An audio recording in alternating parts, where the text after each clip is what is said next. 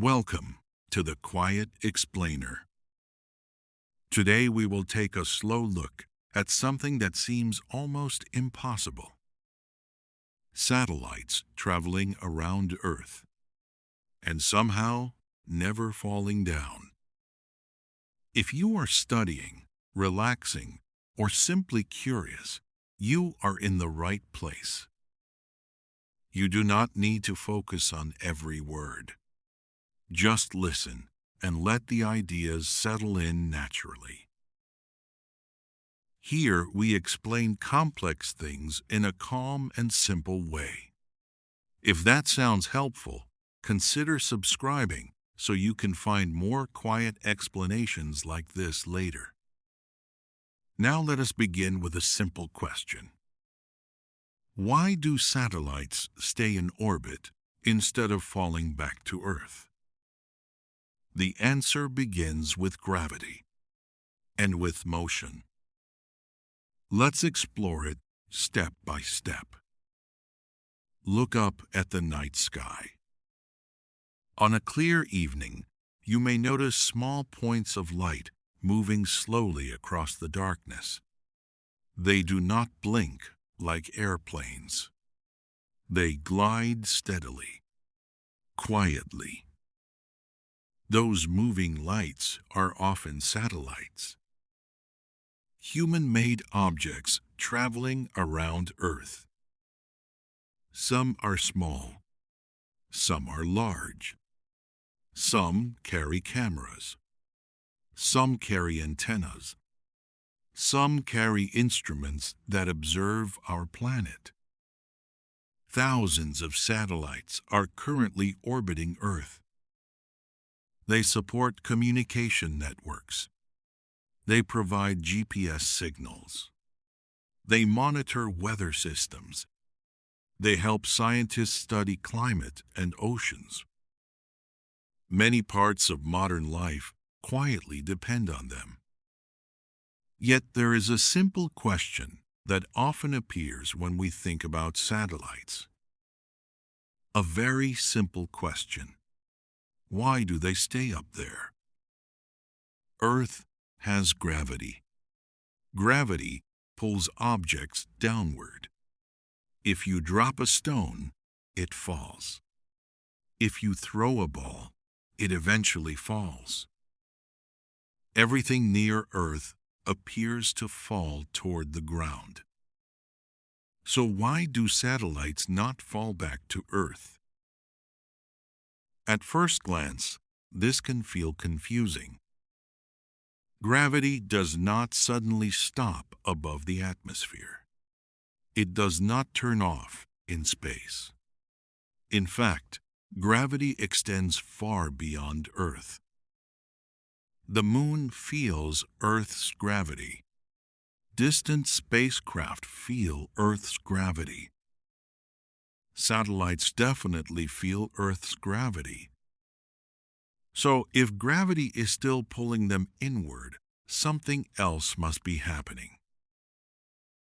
When people first learn about orbits, they sometimes imagine that satellites float because there is no gravity. That idea is understandable.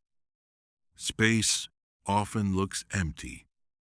Objects appear weightless. Astronauts drift inside spacecraft. But weightlessness does not mean gravity is absent. Astronauts on the International Space Station are still strongly pulled by Earth's gravity, almost as strongly as we are on the ground. The station simply moves in a way that keeps missing the Earth below it. This idea may sound unusual at first. Missing the Earth, falling without landing. But this idea is at the center of how orbits work. Before we explore that idea, it helps to slow down and look carefully at the question itself. Why don't satellites fall? Is less than #0. 5# is greater than? There are two parts hidden inside this question. The first part is gravity. Gravity is always pulling inward. The second part is motion. Satellites are not sitting still. They are moving very fast. Faster than airplanes. Much faster than bullets. That motion changes the outcome completely. Imagine holding a small rock in your hand. If you release it, it drops straight down. Now imagine throwing that rock forward. It travels through the air. Then gravity pulls it down to the ground. The faster you throw it, the farther it travels before landing. This is familiar from everyday experience. A gentle toss travels a short distance. A strong throw travels farther. Now imagine throwing the rock extremely fast. Faster than any human arm could manage. Faster than a rifle bullet. In this case, something interesting begins to happen. As the rock moves forward, the surface of the Earth curves away beneath it. The planet is round, not flat. So the ground slowly drops away as the rock travels. If the rock moves forward fast enough, the ground curves away at the same rate that gravity pulls the rock downward. The rock continues falling, but it keeps missing the surface. It falls around the Earth instead of onto it. This is the basic idea behind an orbit. An orbit is not the absence of gravity. It is the result of gravity combined with forward motion. The object is always falling. Gravity never stops pulling it inward. But the object also moves sideways fast enough that the ground curves away beneath it. So the fall continues indefinitely. This explanation might sound simple, and in some ways it is. But it took centuries for scientists to fully understand it. Early observers saw the moon moving across the sky every night. They saw planets wandering slowly among the stars. But the reason for these motions was not obvious. In the 17th century, the English scientist Isaac Newton made an important connection. He studied gravity, and he studied motion. Then he realized that the same force causing an apple to fall could also control the motion of the moon. Gravity pulls the moon toward Earth, but the moon also moves sideways through space. The combination creates an orbit. Newton imagined a famous thought experiment. Picture a very tall mountain, so tall that its peak reaches above the atmosphere. Now imagine a cannon placed at the top of this mountain. If the cannon fires a ball slowly, the ball falls to Earth nearby.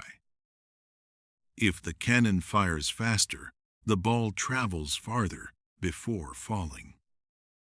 If the cannon fires extremely fast, the ball travels so far that the Earth curves away beneath it. The ball never reaches the ground. It circles the planet instead. This simple picture captures the essence of orbit. Modern satellites behave in the same way. They are launched by rockets. Rockets accelerate them to very high speeds. Once the correct speed is reached, the satellite does not need constant propulsion. Gravity and motion take over. The satellite continues falling toward Earth, but it also continues moving sideways around the planet. So it keeps missing the surface. This balance is delicate. If the satellite moves too slowly, gravity pulls it downward and its orbit shrinks. If it moves too fast, it may climb into a higher orbit, or even escape Earth's gravity entirely. The correct speed creates a stable path around the planet. A path we call an orbit. Many satellites travel in orbits a few hundred kilometers above Earth. Others travel much farther away. Some orbit once every 90 minutes. Others take an entire day to complete a circle. But all of them follow the same underlying principle. Gravity pulls inward. Motion carries them forward. The result is continuous falling around the Earth. When we first hear this explanation, it can feel slightly counterintuitive. Falling usually ends with hitting the ground.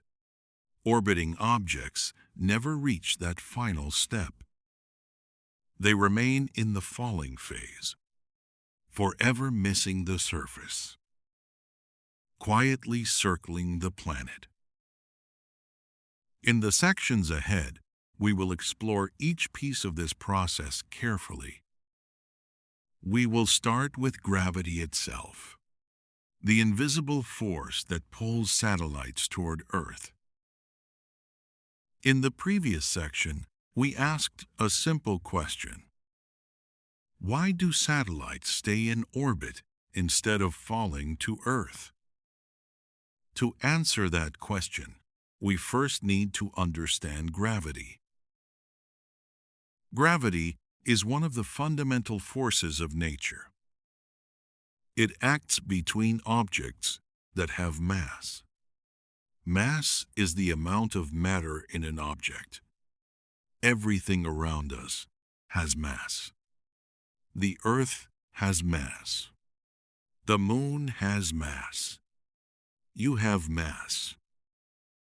Because of this, everything attracts everything else through gravity.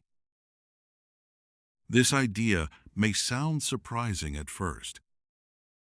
We usually only notice gravity from large objects, like the Earth pulling us downward, or the Moon affecting ocean tides. But gravity actually exists between all objects. Even two small stones attract each other. The force is simply too small to notice. The strength of gravity depends on two things: the mass of the objects and the distance between them.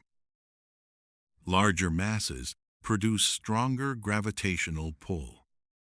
Greater distance weakens the pull.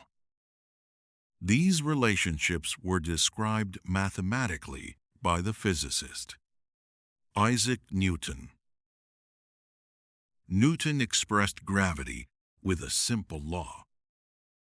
Every mass attracts every other mass. The force increases when masses are larger. The force decreases when distance grows larger. This is called the law of universal gravitation. The word universal is important. It means the rule applies everywhere: on Earth, on the Moon, across the solar system, and far beyond it. Gravity is not limited to our planet. The Earth's mass is very large. Because of this, Earth produces a strong gravitational pull. This pull extends far into space, much farther than the atmosphere. Satellites orbit within this gravitational influence. When we stand on the ground, gravity pulls us toward the center of the Earth. This pull gives us weight. It keeps objects on the ground. It makes dropped objects fall. We experience this force constantly. But gravity does not stop when we move higher above the surface. It becomes weaker with distance, yet it never suddenly disappears. Even hundreds of kilometers above Earth, gravity remains strong. Consider the altitude of the International Space Station. It orbits about 400 kilometers above Earth. That may sound very far, but compared with Earth's size, it is actually quite close. Earth's radius is about 6,400 kilometers. So the station is only a small fraction of that distance above the surface. At that altitude, gravity is still strong. Astronauts aboard the station feel roughly 90% of the gravity we feel on the ground. Gravity is not missing there. It is still pulling everything toward Earth. Yet astronauts float inside the station. Objects drift slowly through the air. This environment is often called microgravity. But the term can be misleading. Gravity is still present. The floating happens for another reason. The station and everything inside it are falling together. Earth's gravity pulls the station downward. It also pulls the astronauts downward. It pulls the equipment downward as well. All of them accelerate toward Earth at the same rate. Because of this shared motion, they appear to float relative to each other.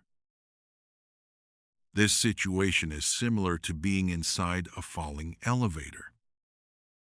If the elevator cable were to break, everything inside would fall together. People, objects, the elevator itself. During the fall, objects would appear weightless. Not because gravity vanished, but because everything is falling at the same time. In orbit, something similar occurs. The spacecraft and its contents continuously fall toward Earth, but forward motion keeps them from reaching the ground. So the fall never ends.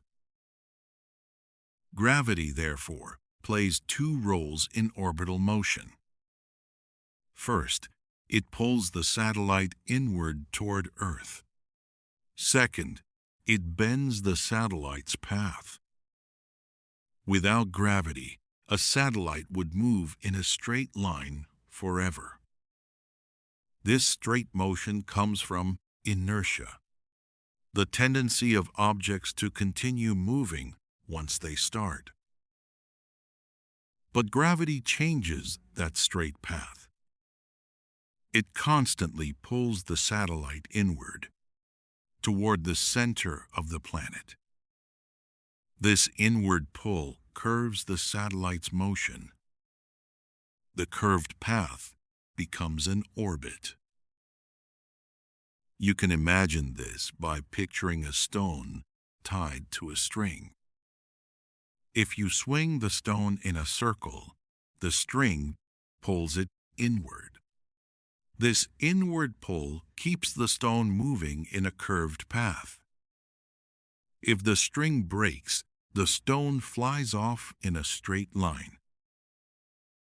In orbital motion, gravity plays the role of the string. It continually pulls the satellite inward, preventing it from flying straight into space. But unlike the string, gravity acts across empty space. The strength of gravity decreases with distance. Specifically, it follows what scientists call an inverse square relationship. If the distance between objects doubles, the gravitational force becomes 4 times weaker. If the distance triples, the force becomes 9 times weaker. This gradual weakening explains why distant planets feel less gravitational pull from the Sunday. It also explains why satellites far from Earth move more slowly. The weaker gravity requires less speed to maintain an orbit. Closer satellites feel stronger gravity. They must move faster to avoid falling inward. Farther satellites feel weaker gravity. They can move more slowly while remaining in orbit. This relationship between gravity and speed is central to orbital mechanics. Engineers calculate these values carefully when launching satellites. The rocket must provide the correct speed for the intended orbit. Too little speed, and gravity pulls the satellite back toward Earth. Too much speed, and the satellite may escape into a higher orbit, or leave Earth's gravitational influence entirely. Understanding gravity, therefore, allows us to predict motion in space. It allows scientists to calculate satellite paths, to plan spacecraft missions, and to navigate across the solar system. Despite its importance, gravity is one of the weakest fundamental forces. On small scales, it is easily overwhelmed by other forces, such as electromagnetic forces between atoms. But gravity has one special property. It always attracts. It never repels. Because of this, gravitational effects accumulate over large masses. Planets, stars, and galaxies are shaped by gravity. Around Earth, gravity defines the region where satellites can orbit. This region extends tens of thousands of kilometers into space. Within this region, objects can circle the planet for years, or even decades. Yet gravity alone does not create an orbit. Gravity only pulls inward. Something else must balance that pull. That balancing factor is motion. Forward motion changes a simple fall into a continuous orbit. In the next section, we will examine this idea more closely. We will explore how moving sideways fast enough allows an object to keep missing the Earth below it. In the previous section, we explored gravity. We saw that gravity pulls objects toward Earth. This pull extends far into space. Satellites feel this pull constantly. Gravity never turns off. But gravity alone does not explain orbits. If gravity were the only factor, satellites would simply fall straight down. They would return to Earth quickly.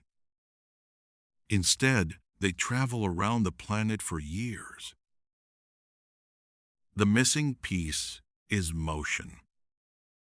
More specifically, sideways motion. This idea is sometimes called falling sideways.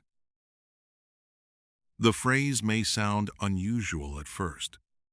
Falling is usually thought of as a downward motion. But in orbital motion, falling and sideways movement happen at the same time. Together, they produce a continuous path around Earth. To understand this idea, it helps to begin with something familiar. Imagine holding a small ball in your hand. If you release the ball without pushing it, it falls straight down. Gravity pulls it toward the ground.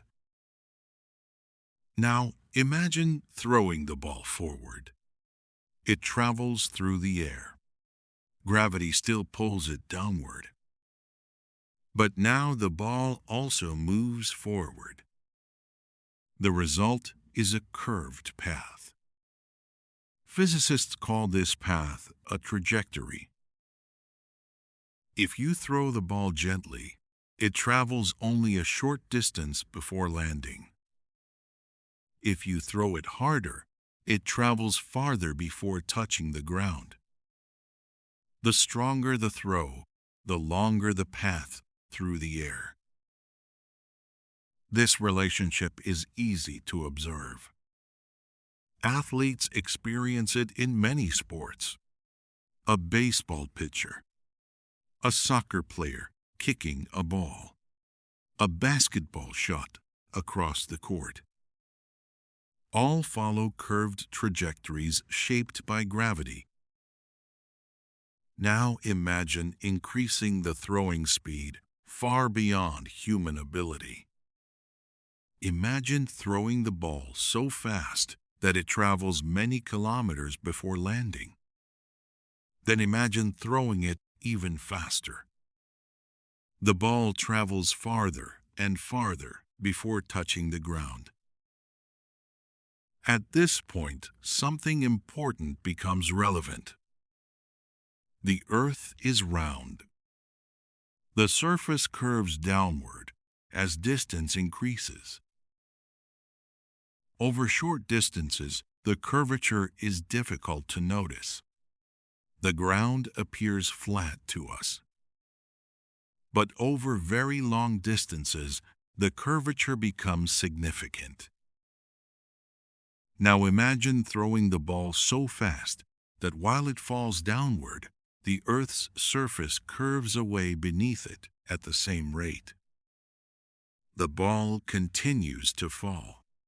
Gravity is still pulling it toward Earth. But the ground keeps dropping away below it.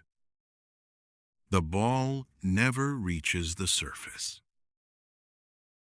Instead, it continues moving forward and continues falling over and over again. This motion creates a circular path around the planet. The object is always falling toward Earth, but it keeps missing the ground. This is the essential idea of orbit. The concept was illustrated clearly in a famous thought experiment by Isaac Newton. Newton imagined a very tall mountain, so tall that its peak extended above the atmosphere. At the top of this mountain, he placed a cannon. The cannon fires a cannonball horizontally. If the cannon fires slowly, the cannonball falls nearby. If it fires faster, the cannonball travels farther before landing. If the speed increases further, the distance grows even larger. Eventually, the cannonball moves so fast that the Earth curves away beneath it as it falls. The cannonball continues traveling around the planet. It never reaches the ground. Newton use this thought experiment to explain orbital motion.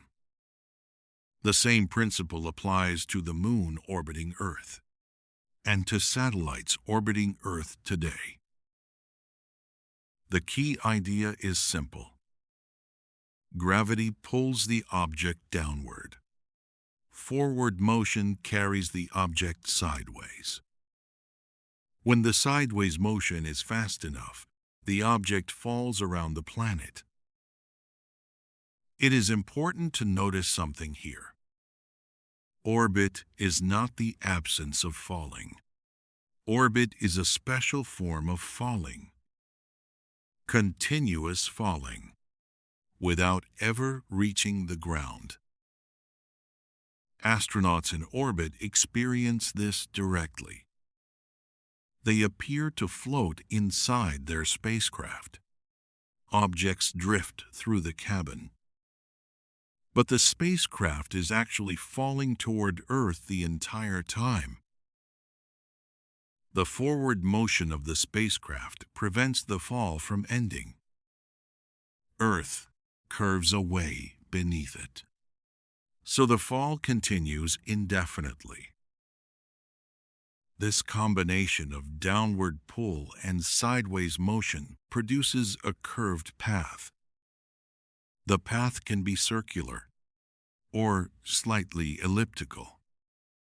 But the underlying principle remains the same. Gravity constantly bends the path inward. Motion constantly carries the satellite forward. Together, they create orbit. If gravity suddenly disappeared, the satellite would stop orbiting. It would move in a straight line through space. This straight path comes from inertia, the tendency of moving objects to keep moving. But because gravity is present, the straight path is continuously bent. The satellite's direction changes slightly every moment, always curving toward Earth. The result is a closed path around the planet. This process happens smoothly and continuously. There is no sudden turning point, no sharp corner in the path. The motion is gradual, calm and steady. A satellite in low Earth orbit travels extremely fast, roughly 8 kilometers every second. At that speed, it circles the Earth in about 90 minutes. During each second, gravity pulls the satellite slightly downward, but the surface of the Earth curves away beneath it. The balance continues moment after moment. This is why satellites do not simply fall back to Earth. Their forward motion constantly carries them beyond the point where they would otherwise land. The phrase falling sideways captures this idea well. The satellite falls, but it also moves sideways very quickly. So the fall turns into a circle around the planet. This simple principle explains many motions in space. The Moon orbiting Earth, planets orbiting the Sunday, artificial satellites orbiting our planet. All follow the same physical rule. Gravity pulls inward. Motion carries the object forward. The combination produces orbit. But an important question remains.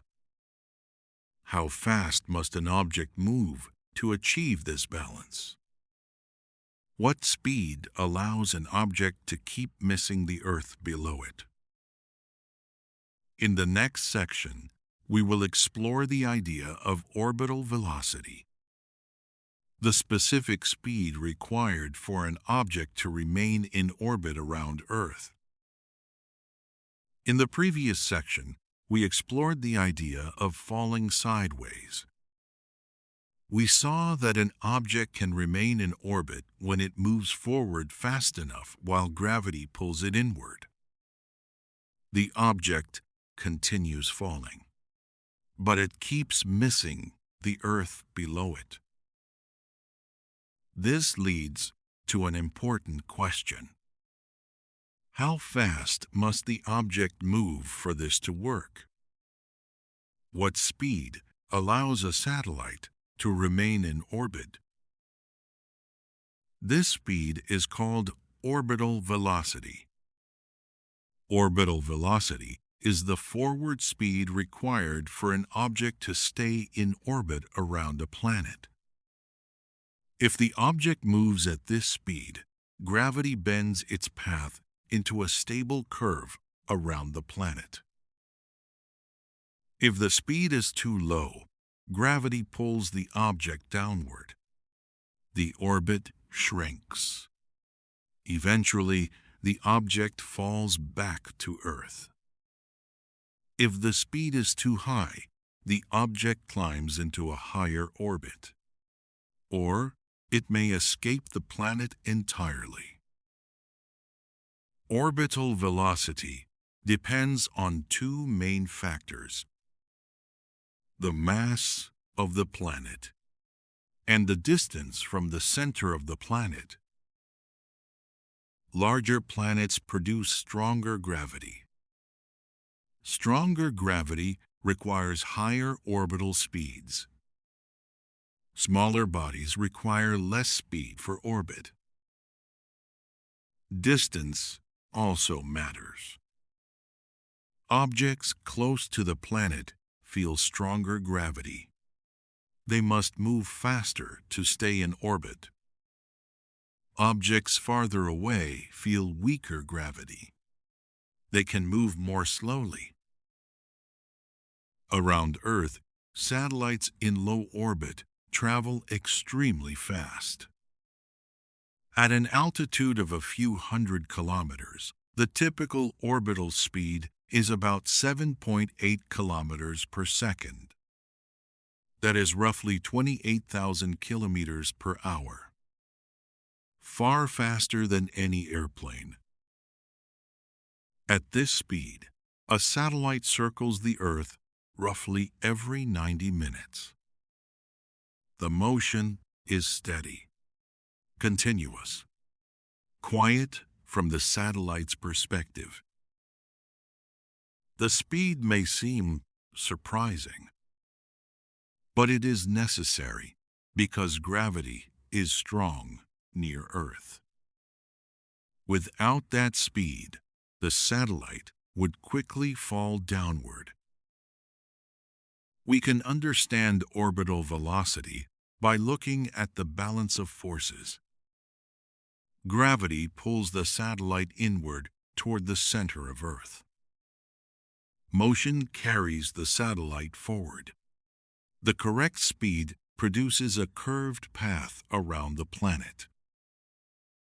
Physicists sometimes describe this using the idea of centripetal motion.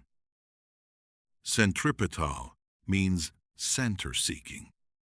It describes motion along a curved path directed toward a center point. In an orbit, gravity provides this inward pull. Without gravity, the satellite would move in a straight line. With gravity, the path bends inward. The bending creates a circular or elliptical orbit.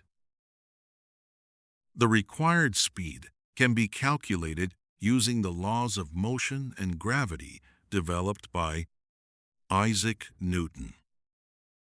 These laws connect gravitational force with the motion of objects.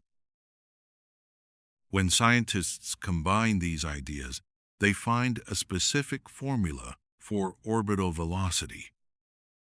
The formula depends on the gravitational constant, the mass of Earth, and the distance from Earth's center. The exact mathematics can be complex, but the concept is simple. Stronger gravity requires greater speed to maintain orbit. This is why satellites close to Earth move very quickly. Their speed must constantly carry them forward before gravity pulls them down. As distance increases, the required speed decreases.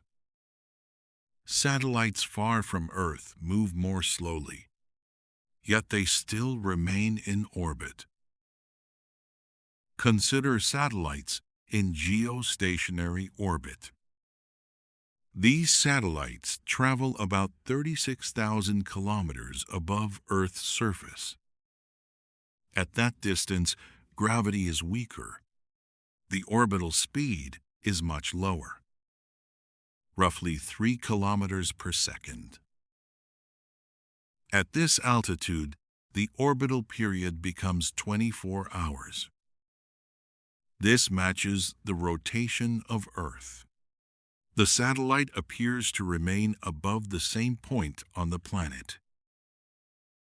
This property makes geostationary orbit useful for communication satellites. Antennas on the ground can point to a fixed position in the sky. The satellite remains there continuously. But the basic principle is unchanged. Gravity pulls the satellite inward. Motion carries it forward. The correct speed maintains the orbit. If a satellite slows down slightly, gravity becomes dominant. The orbit begins to shrink. The satellite moves closer to Earth. As it descends, gravity becomes stronger. The satellite speeds up naturally, but it may also encounter the thin upper atmosphere. Atmospheric drag can reduce its speed further. Eventually, the satellite may re-enter the atmosphere. Friction heats the object. Most satellites burn up during re-entry. On the other hand, if a satellite gains additional speed, the opposite occurs. The orbit expands. The satellite moves farther from Earth. Gravity weakens with distance. Engineers sometimes use small rocket thrusters to adjust orbital speed. Increasing speed can raise an orbit. Decreasing speed can lower it. These adjustments allow satellites to reach their intended operational paths. They also allow small corrections over time. Orbital velocity, therefore, represents a delicate balance. Too slow, and the satellite falls inward. Too fast, and it moves outward. The correct speed keeps the satellite circling Earth. This balance operates continuously. Every second of the satellite's motion reflects this relationship between gravity and speed. When we look at a satellite orbiting Earth, we are seeing physics in steady action. Gravity shaping motion. Motion responding to gravity. Together producing a stable path through space. In the next section, we will look more closely at this balance itself.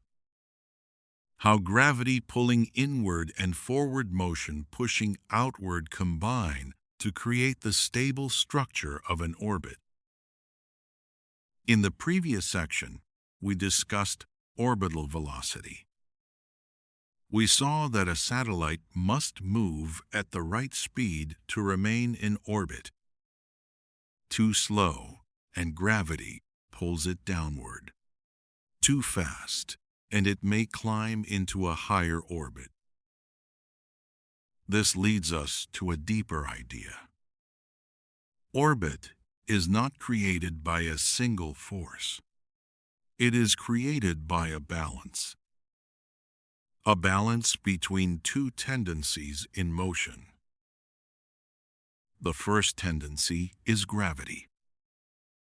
Gravity pulls the satellite inward, toward the center of Earth. This pull never stops. The second tendency is inertia.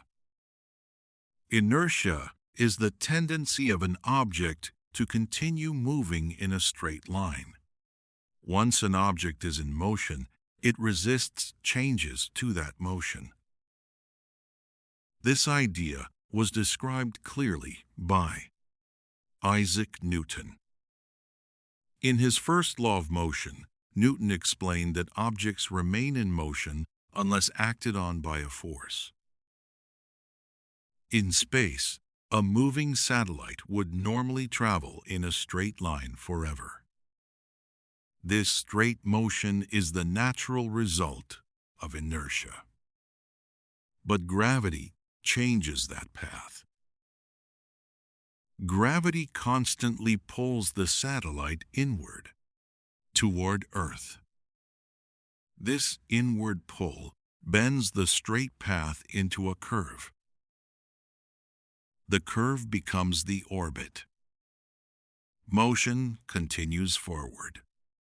Gravity continues pulling inward.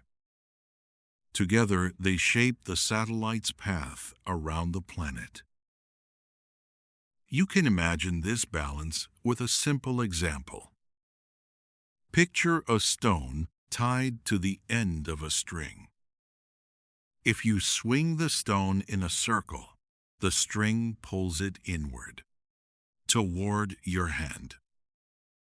At the same time, the stone tries to move in a straight line. Its inertia carries it forward. The inward pull of the string and the forward motion of the stone combine. The result is circular motion. If the string breaks, the inward pull disappears. The stone immediately flies off in a straight line. In orbital motion, gravity plays the role of the string. It provides the inward pull. The satellite's forward motion provides the outward tendency. Together, they maintain the curved path around Earth. Without gravity, the satellite would leave orbit. Without motion, the satellite would fall straight down. Orbit exists only when both factors are present. Some explanations describe this situation as a balance between gravity and centrifugal tendency. In simple terms, this describes the tendency of a moving object to move away from the center of a curved path. However, the key idea remains the same.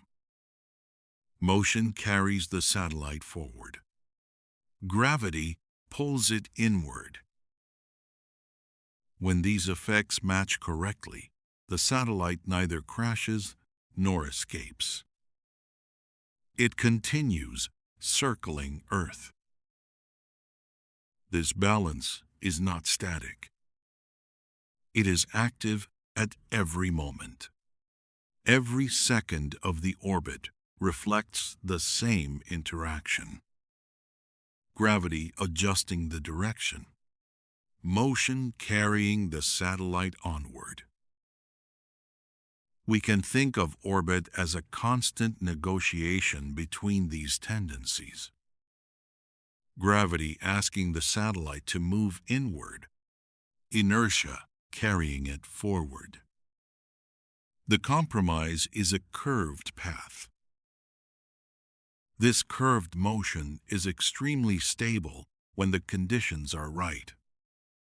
A satellite can remain in orbit for many years. Some satellites have orbited Earth for decades. The Moon itself follows this same balance. Earth's gravity pulls the Moon inward. The Moon's motion carries it sideways through space. The combination forms its orbit around Earth. Planets follow a similar pattern around the Sunday.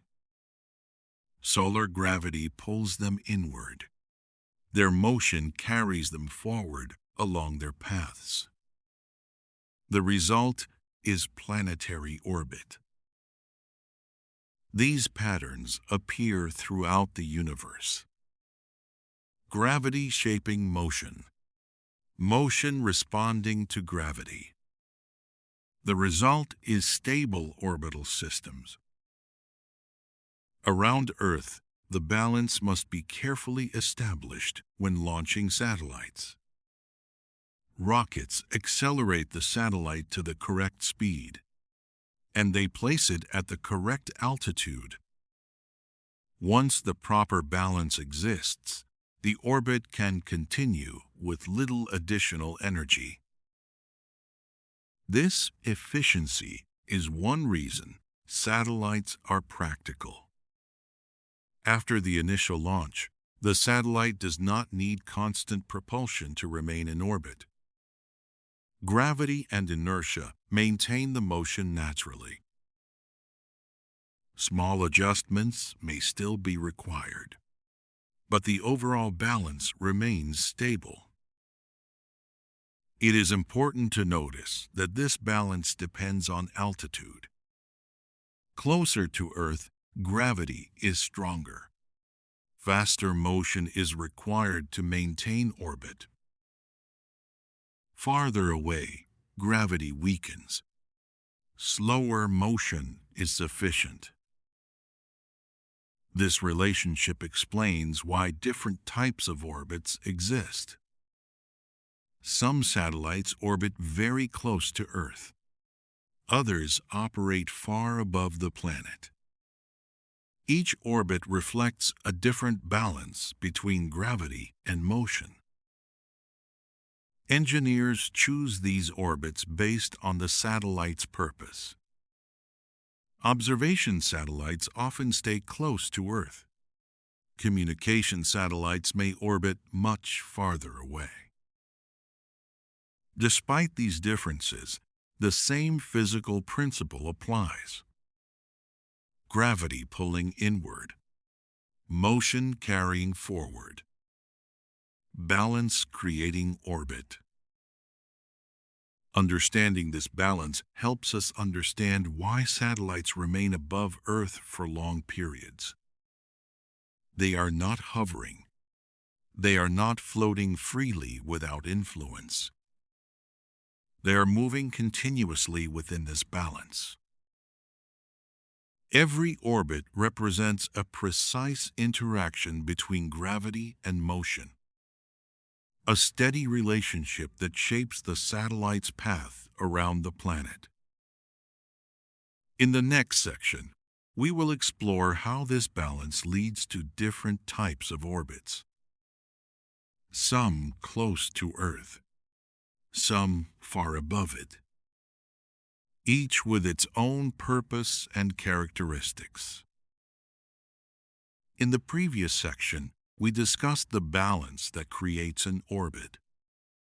Gravity pulls a satellite inward. Motion carries it forward. When these two effects balance correctly, the satellite circles Earth. But not all satellites orbit at the same distance. Some travel very close to the planet. Others operate much farther away. These different paths are called types of orbits. Each type of orbit has its own altitude, its own speed, and its own purpose. Engineers choose an orbit based on what the satellite is designed to do: communication, navigation, weather monitoring, Earth observation. Different tasks require different perspectives of the planet. One of the most common types of orbit is called low Earth orbit, often shortened to LEO. In low Earth orbit, satellites travel relatively close to Earth, typically between about 160 kilometers and 2,000 kilometers above the surface. At these altitudes, gravity is still quite strong. Satellites must move very fast to remain in orbit. The typical orbital speed in LEO is about 7.8 kilometers per second. At that speed, a satellite circles Earth roughly every 90 minutes. Many Earth observation satellites operate in this region. They pass over different parts of the planet with each orbit, allowing them to photograph the entire surface over time. The International Space Station also travels in low Earth orbit. It circles Earth about 16 times each day. Low Earth orbit has several advantages. Satellites are close to the planet. This allows detailed images of the surface. It also reduces communication delay. However, this region also has challenges. A thin layer of atmosphere still exists at these altitudes. This creates small amounts of drag. Over time, drag slowly reduces orbital speed. Satellites may gradually lose altitude. Some satellites must occasionally adjust their orbit to remain stable. Beyond low Earth orbit lies another region called medium Earth orbit, often shortened to MEO. Medium Earth orbit ranges roughly from 2,000 kilometers to about 35,000 kilometers above Earth. Gravity is weaker here compared with LEO. Satellites move more slowly. Many navigation satellites operate in this region. For example, the satellites of the Great Global Positioning System travel in medium Earth orbit. These satellites provide positioning signals used in navigation systems around the world. From this altitude, each satellite can cover a large portion of Earth's surface. Several satellites working together provide continuous coverage. Medium Earth orbit provides a useful balance. Satellites are far enough away to observe large areas, yet still close enough to maintain reliable signals. Farther out still lies a special orbit called geostationary orbit, often abbreviated as GEO. Geostationary orbit is located about 35,786 kilometers above Earth's equator. At this altitude, something interesting happens. The orbital period matches the rotation of Earth. Both take 24 hours. Because of this, a satellite in geostationary orbit appears to remain above the same point on Earth. To an observer on the ground, the satellite seems almost motionless in the sky. This property makes GEO extremely useful for communication. Ground antennas can remain pointed at a fixed location. Television signals, weather data, and communication networks can be transmitted continuously. Many weather satellites operate in this orbit. From this distance, they can observe nearly an entire hemisphere of Earth at once. However, geostationary orbit also has limitations. The large distance introduces communication delay. Signals must travel much farther compared with low orbits. Launching satellites to this altitude also requires more energy. Rockets must carry the spacecraft much higher above Earth. In addition to circular orbits like LEO, MEO, and GEO, some satellites follow elliptical orbits. In an elliptical orbit, the satellite's distance from Earth changes during each revolution. The closest point to Earth is called the perigee. The farthest point is called the apogee. In these orbits, the satellite moves faster when it is closer to Earth, and slower when it is farther away. This pattern follows the laws of orbital motion described by Johannes Kepler. Some satellites use highly elliptical orbits to spend more time above certain regions of Earth. These orbits can be useful for communication or observation in high-latitude areas. One example is the Molniya orbit, used historically by some communication satellites. This orbit allows long viewing periods over northern regions of the planet.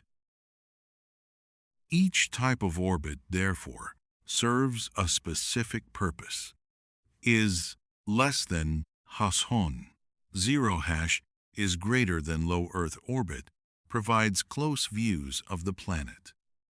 Medium Earth orbit supports navigation systems. Geostationary orbit enables continuous communication coverage.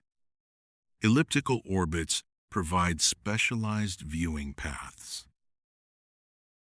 Despite their differences, all these orbits follow the same fundamental physics. Gravity pulling inward. Motion carrying the satellite forward. Balance maintaining the orbit. Engineers carefully choose orbital paths when designing satellite missions. The altitude, the speed, and the shape of the orbit must all support the satellite's purpose. Once the satellite reaches its intended orbit, the balance of motion and gravity keeps it moving along its path, sometimes for many years. But orbits are not perfectly stable forever. Small forces can gradually change them over time. Atmospheric drag, gravitational influences from other bodies, and other factors can slowly alter a satellite's path. In the next section, we will explore these influences and examine what can disturb or gradually change an orbit. In the previous section, we explored the different types of orbits around Earth. Some satellites travel close to the planet. Others travel much farther away. Each orbit reflects a balance between gravity and motion. That balance raises another important question. If motion keeps satellites from falling to Earth, why do they not simply fly away into space? What keeps them bound to the planet is less than has-hon. 5 hash is greater than. The answer involves a concept called escape velocity. Escape velocity is the speed required for an object to break free from the gravitational pull of a planet. If an object reaches this speed, gravity can no longer hold it in orbit. The object will continue traveling outward into space. Around Earth, the escape velocity near the surface is about 11.2 kilometers per second. That is roughly 40,000 kilometers per hour. This speed is much greater than the speed required for a low Earth orbit. A satellite in low Earth orbit typically travels about 7.8 kilometers per second. This is fast enough to remain in orbit, but not fast enough to escape Earth's gravity.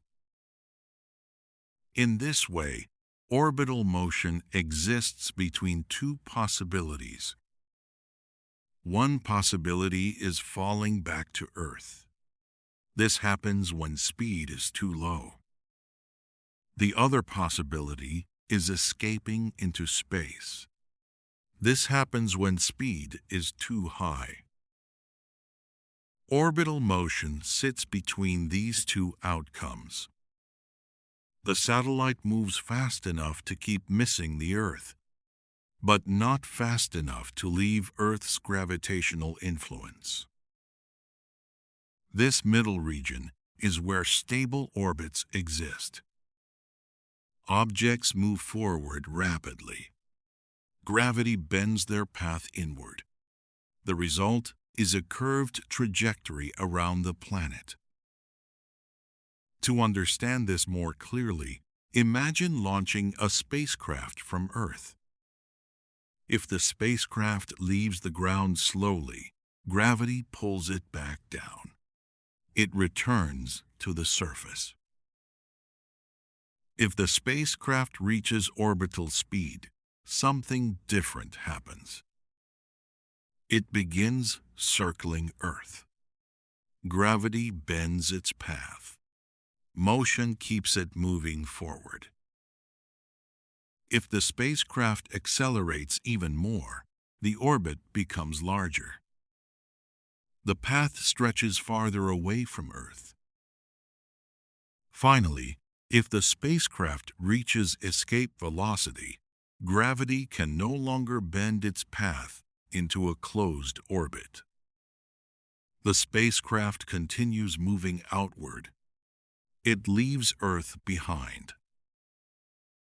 This idea helps us understand why satellites remain near Earth instead of drifting away. Their speed is carefully chosen. Fast enough to orbit. Slow enough to remain gravitationally bound. The mathematics behind escape velocity was first developed using the laws of motion and gravity described by Isaac Newton. Newton showed that gravity weakens with distance, but it never completely disappears. Even far from Earth, a small gravitational pull remains. An escaping object must carry enough energy to overcome this pull entirely. Escape velocity, therefore, represents a threshold. Below that threshold, objects remain bound to Earth. Above it, they are free to travel through space.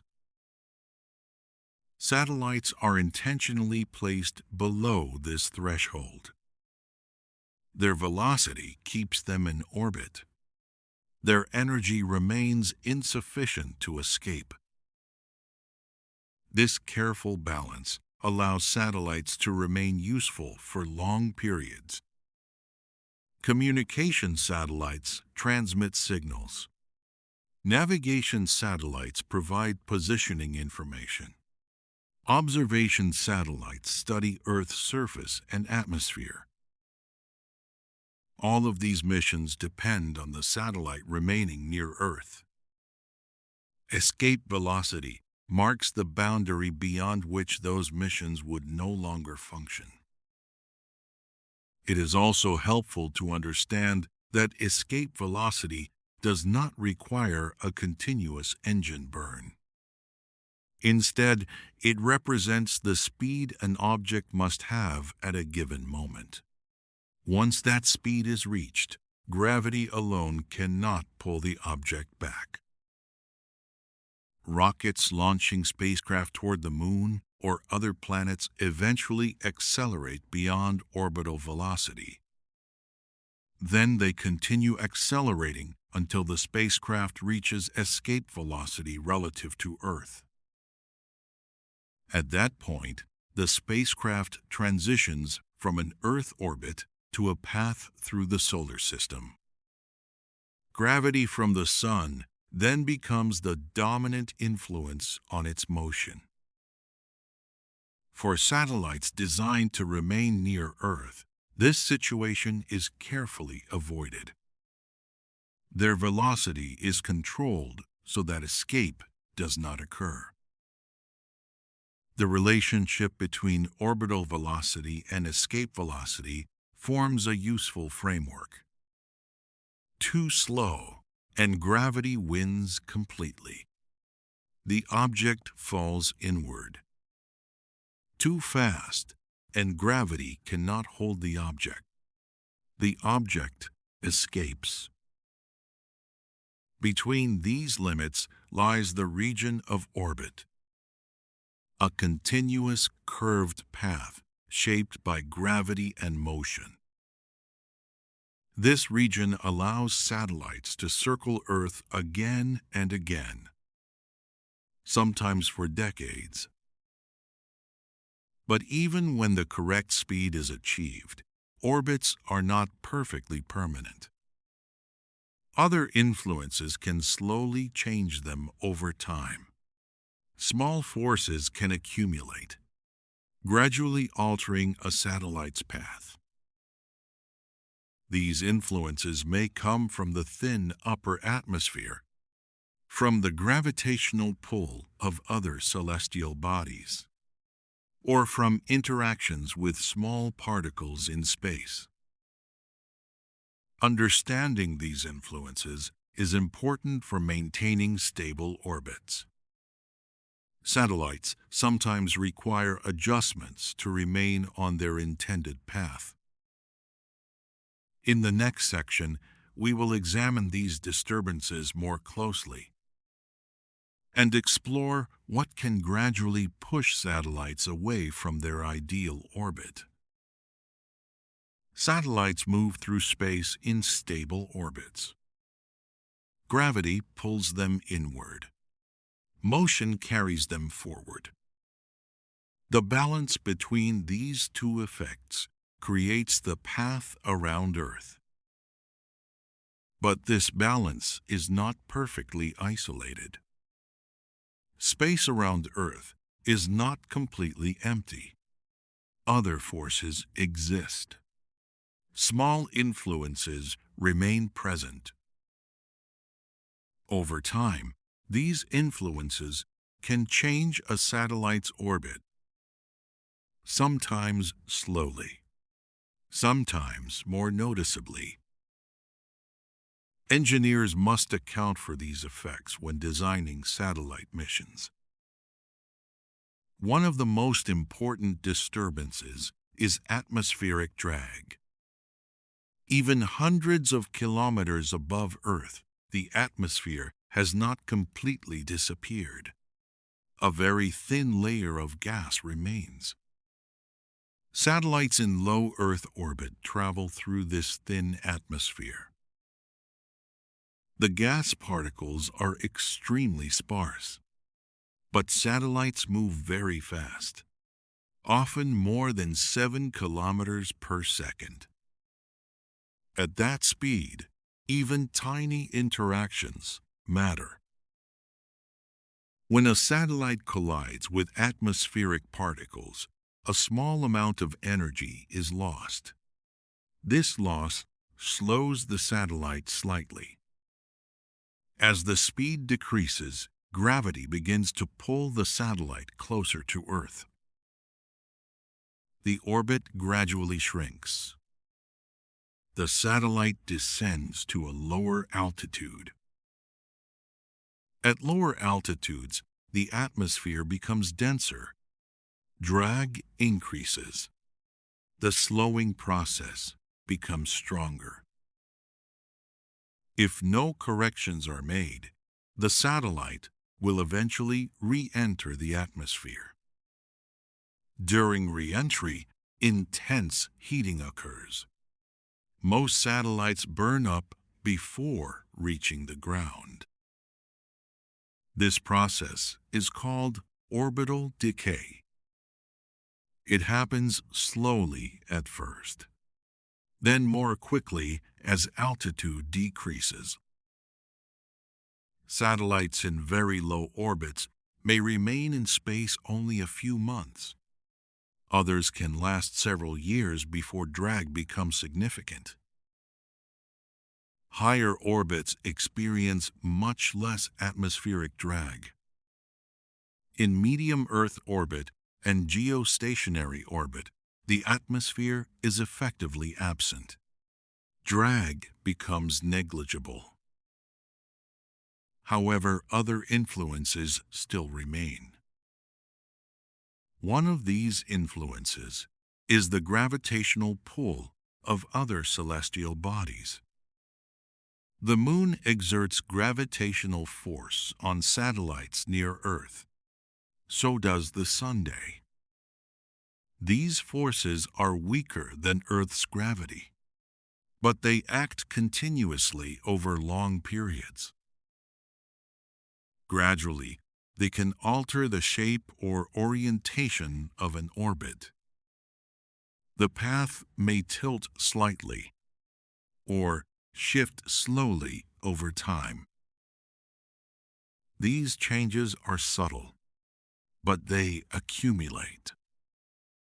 Over months or years, they can become noticeable. Engineers study these gravitational influences carefully. Predicting them allows mission planners to maintain stable satellite operations. Another factor affecting satellites is the shape of Earth itself. Earth is not a perfect sphere. It is slightly wider at the equator.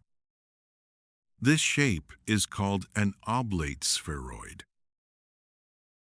Because of this shape, Earth's gravitational field is not perfectly uniform.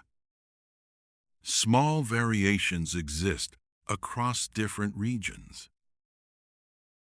These variations can slowly change the orientation of an orbit.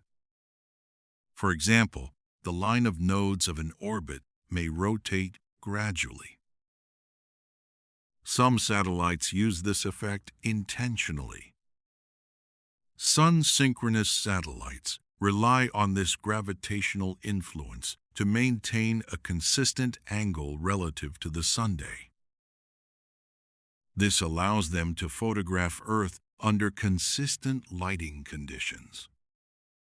Such orbits are widely used in Earth observation missions. Another disturbance comes from solar radiation pressure. Sunlight carries momentum. When photons strike the surface of a satellite, they transfer a tiny amount of force. The effect is extremely small, but over long periods, it can slightly change a satellite's motion. Satellites with large solar panels are especially sensitive to this effect. Engineers account for this when planning long-term missions. There is also the issue of space debris. Earth's orbital environment contains many small objects, old satellites, fragments from past collisions, pieces of discarded rocket stages. These objects travel at very high speeds. Even small fragments can pose a risk. Collisions can damage satellites or change their motion. Fortunately, large collisions are rare, but the possibility must still be monitored. Space agencies track thousands of objects orbiting Earth. When a potential collision risk is detected, satellites may perform avoidance maneuvers. These disturbances show that orbital motion is not perfectly static. The balance between gravity and motion is always present, but small forces continually influence the system. Over time, these influences can alter a satellite's path, sometimes gradually, sometimes more quickly. Because of this, satellites are often equipped with small propulsion systems. These systems allow engineers to adjust the orbit when necessary. Small bursts of thrust can restore the correct speed, or reposition the satellite along its intended path. This process is known as station keeping. It allows satellites to remain useful for many years despite external disturbances. In the next section, we will look more closely at how engineers manage these adjustments and how satellites actively maintain their position in orbit over time. Satellites do not remain in orbit automatically. Even when placed in a stable trajectory, small disturbances continue to act on them. Gravity from other bodies, atmospheric drag, radiation pressure. Over time, these forces slowly change the orbit. Because of this, satellites must sometimes adjust their motion. These adjustments are small, but they are essential. The process of maintaining a satellite's intended orbit is called station keeping.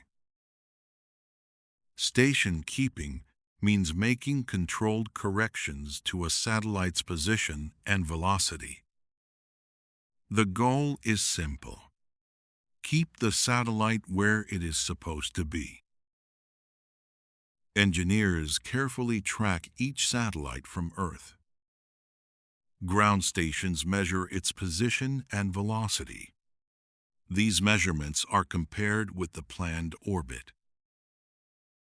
If a difference appears, a correction may be required.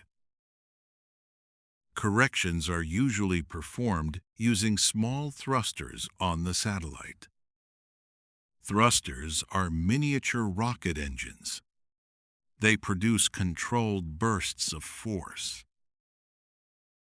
The thrust is very small compared with a launch rocket, but in space, even small forces are effective. A short burn lasting a few seconds can slightly change velocity. That small change can reshape the orbit. Orbital mechanics is very sensitive to velocity. Even a tiny adjustment can produce a large change over time. Engineers take advantage of this sensitivity. Instead of large corrections, they apply small, precise ones. There are several kinds of station-keeping maneuvers. Each type addresses a different kind of orbital drift. One common adjustment is altitude control. If atmospheric drag slows a satellite slightly, the orbit may begin to shrink. The satellite moves closer to Earth. To correct this, the thrusters fire in the direction of motion. This increases the satellite's speed. The orbit expands again. Another adjustment involves orbital inclination. Inclination describes the tilt of the orbit relative to Earth's equator. Gravitational influences from the Moon and Sun can slowly change this tilt. Thrusters can correct the angle by applying force in a specific direction. These corrections are more energy-intensive. Changing orbital plane requires significant velocity change. Because of this, satellites are usually launched carefully into the correct inclination. Later adjustments are kept minimal. A third type of correction controls orbital position. This is especially important for satellites in geostationary orbit. A geostationary satellite remains fixed above one point on Earth. It circles the planet once every 24 hours. Its motion matches Earth's rotation. Because of this synchronization, the satellite appears stationary in the sky. Ground antennas can point to a fixed location. Communication signals remain stable. But maintaining this position requires continuous monitoring. Small gravitational effects from the Moon and Sun can pull the satellite away from its assigned longitude. If no corrections are made, the satellite may drift east or west. To prevent this, thrusters periodically fire to maintain the correct location. These corrections are called east-west station keeping. Another adjustment controls north-south motion. This addresses small changes in orbital inclination. Together, these maneuvers keep the satellite within a narrow region of space, often only a few tenths of a degree wide. Precision is important. Many satellites share similar orbital zones. Without careful control, they could drift into each other's operational areas. Station keeping also determines the lifetime of a satellite. Thrusters require fuel, and fuel supply is limited. When the fuel is exhausted, the satellite can no longer perform corrections. At that point, the mission usually ends. Engineers therefore design station-keeping strategies that use fuel efficiently. Small corrections, infrequent burns, careful planning.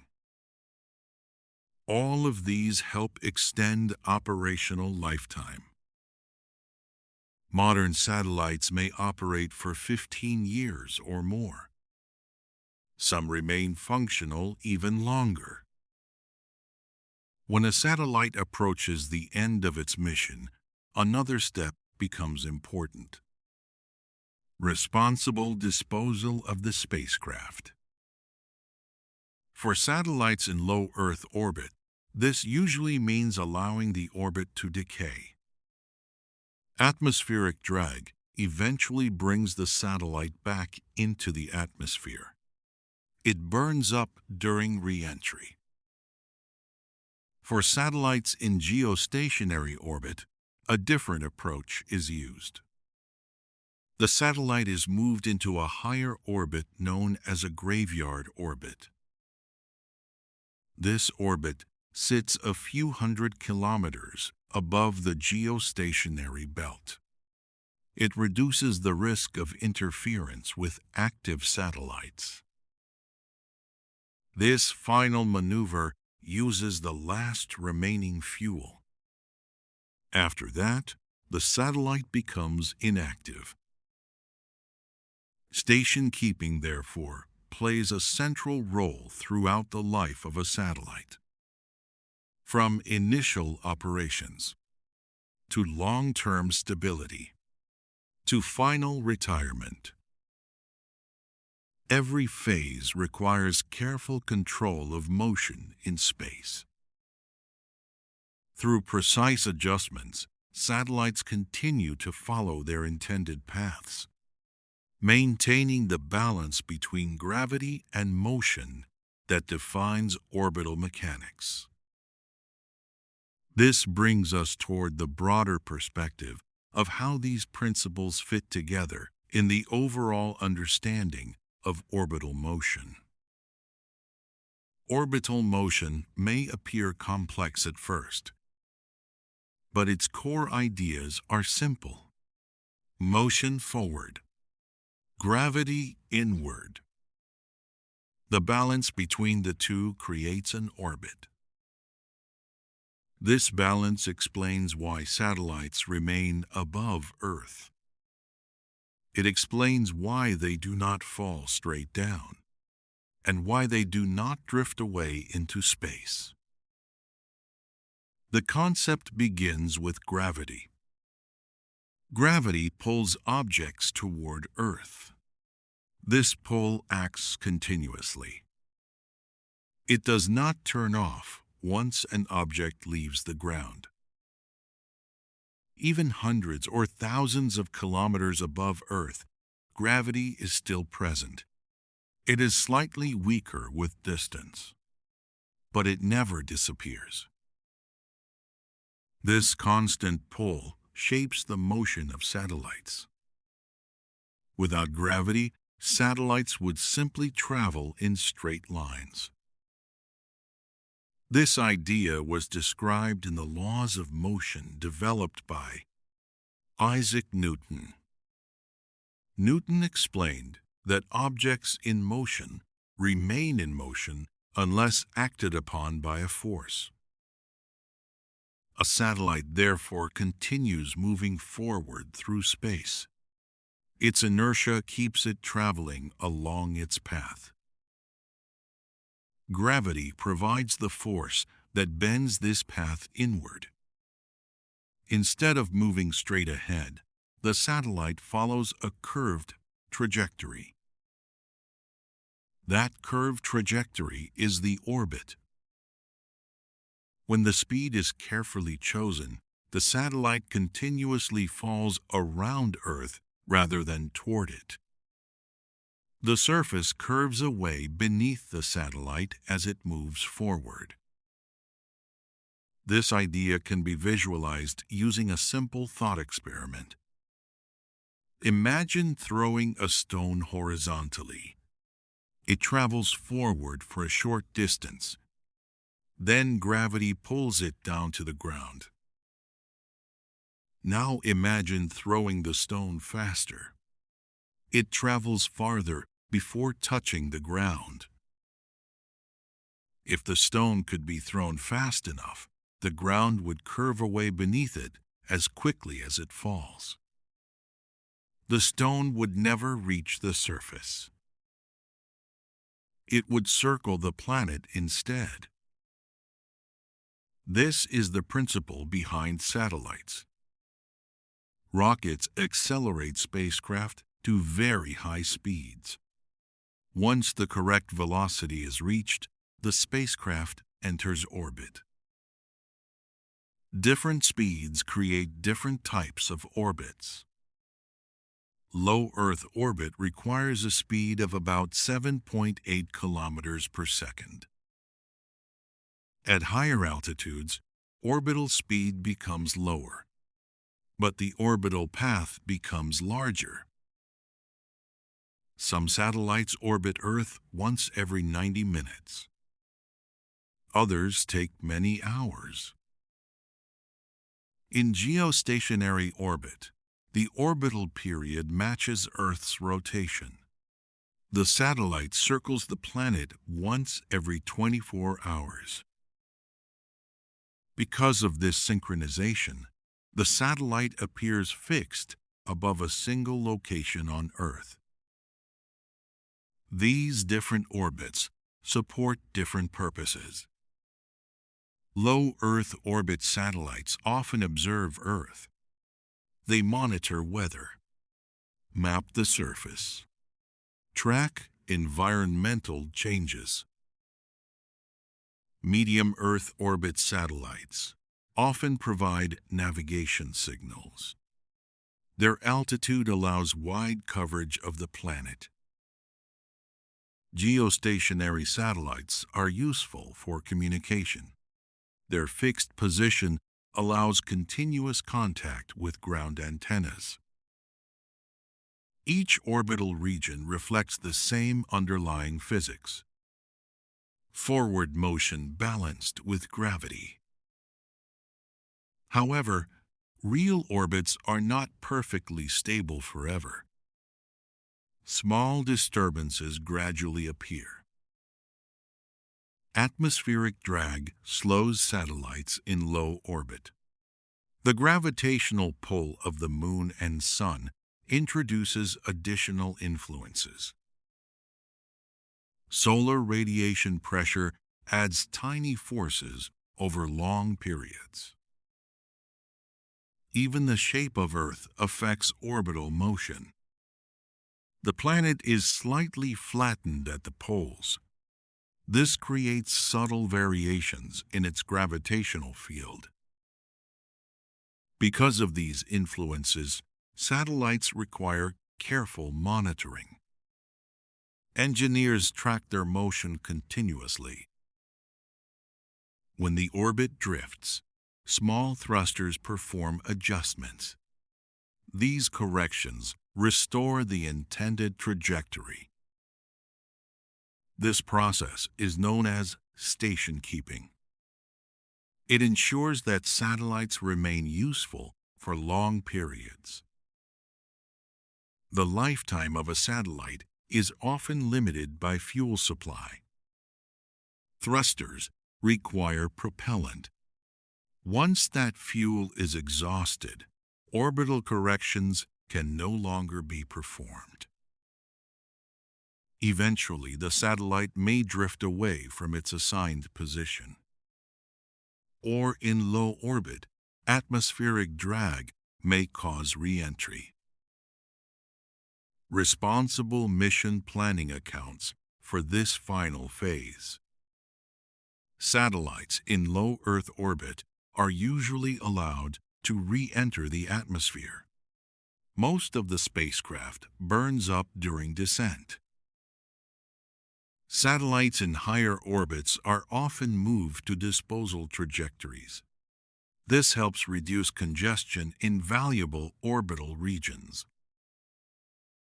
These practices are part of modern space sustainability, maintaining safe orbital environments for future missions. When we step back, the broader picture becomes clear. Satellites are not suspended in space. They are constantly moving. Their paths are shaped by the same physical laws that govern falling objects on Earth. Orbital motion is therefore not mysterious. It is an extension of everyday physics. The same gravity that pulls a falling apple toward the ground also guides satellites around the planet. The difference lies only in speed and direction. With sufficient forward velocity, falling becomes orbiting. A continuous motion around Earth rather than a descent toward it. Through this understanding, humanity has learned to place instruments, communication systems, and scientific platforms in space, all sustained by the predictable relationship between gravity and motion. This quiet balance allows satellites to circle Earth day after day, supporting navigation, communication, weather observation, and scientific exploration. The principle remains simple. Move forward fast enough. Let gravity bend the path. And the result is an orbit. A continuous fall around the planet that never quite reaches the ground.